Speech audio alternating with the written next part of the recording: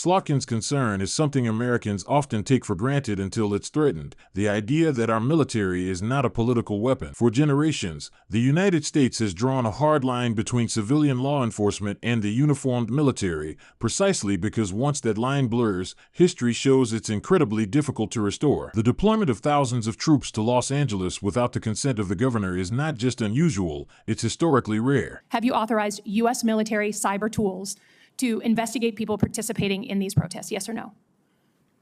Certainly in no way that I'd be aware of. Okay, that's good. I love that answer. That's great. It is the first time since 1965 that we have deployed Guard troops without the permission of the governor. In all the instances he laid out, the president has sent in the military to protect protesters, not against the protesters. So you may dismiss it, but I feel like this is a fundamental issue of American democracy. If you love your country and you want an apolitical military, then it should be the last resort, not the first resort in our country to use them. Have you authorized the uniformed military to detain or arrest protesters in Los Angeles? You're not a protester if you're throwing concrete 100%. at law Arrest those enforcement people, officers. throw them in the jail, 100%. But what you're doing is something different. Everyone knows this is a political decision, right? So we don't trust that you're using the best interests of the military, certainly, and of democracy on top of that. So have you given the order? That's all I want to know. It's not theoretical. For the U.S. military, not law enforcement. They can arrest all day long. That's their job.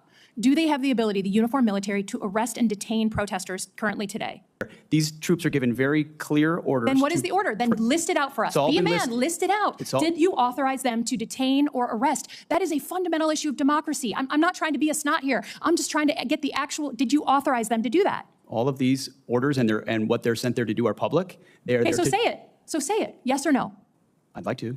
Please, yes or no? As I've said time and time again through interruption, they're there to protect law enforcement, do they have ICE the ability officers to arrest? who are trying to do their job, deporting illegals who were allowed in by the previous administration. So they cannot arrest and detain citizens of the United States, the uniformed military. As we've stated, if necessary, in their own self-defense, they could temporarily detain and hand over to ICE. But there's no arresting going on. On Iran, I don't think there's a debate. There's like a catfight going on in your own party about whether to go after Iran. Have you commissioned any day after planning? So any force protection, any use of ground troops in Iran, any cost assessments? Because I don't think we doubt what we can do as a country in the attack. It's the day after with Iraq and Afghanistan that so many of us have learned to be so deeply concerned about. Have you authorized day after planning?